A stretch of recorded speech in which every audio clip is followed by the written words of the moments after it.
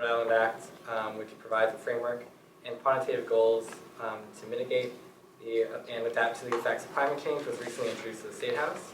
And I'm not sure if any of you are familiar at all with that, but I don't know if maybe Professor Swift, you want to speak a little bit to why this sort of legislation might make sense in Rhode Island in particular, and why now at this point in time. I don't know if you'll think this is appropriate, but I have to say that there's someone here who knows more about that than any of us in the room, and it would make maybe some sense to have her speak to it. That would be okay. Yeah, I think that would be appropriate. Sure, I can You're say on, Meg Kerr. My name is Meg Kerr, and I'm working right now as a consultant with Representative Art Handy, and he just introduced the legislation this March 11th, so last week. And the purpose of the legislation is to help Rhode Island get a jump start on being prepared for climate change, to help state agencies be more coordinated in their response, as Jim was pointing out, and to engage the community in the conversation that we have to have around climate change that we're only beginning to have, to get local governments thinking about climate change, identifying the help that they need, and governments more able to address it. So the bill essentially has three major components. It has a mitigation piece, as Judith was saying, to get Rhode Island consistent with Massachusetts and Connecticut in its carbon reduction goals. It has a coordination and a planning component to get state agencies more coordinated, doing vulnerability plans for all the areas that they're working in, and working with local governments on it. And that's not just natural resources, it's also the nursing homes. It's the health sector, it's the business sector, it's the environmental sector. All these sectors need to start thinking about climate change and how to be prepared for it.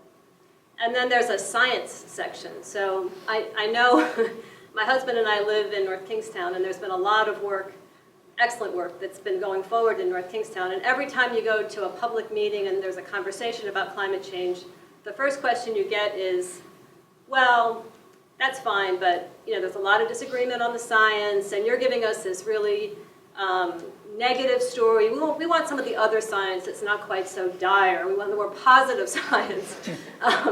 So another piece of this bill is to create a science advisory committee for the state that would include scientists from universities, scientists from government, that would be collecting the science. There is a lot of uncertainty, but at least coming together and providing numbers and facts that all the state agencies can work on. All the planning that's being done can be based on the same science. So those are the components of it. As I said, it was introduced in the House. It's H7904, I think is the number. We don't have a Senate companion bill yet, but we're talking to senators. And tomorrow, Senator Whitehouse is coming to the State House to talk with our senators and state leaders and any of you who want to come about climate change as well. So we're beginning a statewide conversation around it. Yep. And I think it's great. That's my answer. No, but seriously, she's done quite a bit of work with this. And I one of the things about this is that as Meg describes this bill, in a sense, yes, it's good that this is happening, but the fact that it's even debatable, at this point, is shocking, really, when you think about it. It's absolutely shocking. And we know that the legislative process is not an easy one. It's been compared to the making of sausage. You may want to enjoy it only once it's done. You don't want to be there for the process. And whether or not there will be a companion Senate bill, that's one question. And the other piece of it is, what kinds of deals will get made, and what kind of horse trading will there be, and how will this be diluted? And we can't afford dilution. In fact, we really need strengthening. So I would strongly encourage you folks to speak to people about the bill and really try to track it and follow it and do as much as you can to speak out, because until we get these kinds of things in place, an awful lot of people in agencies that are regulators or policymakers, they can't really move forward without some teeth.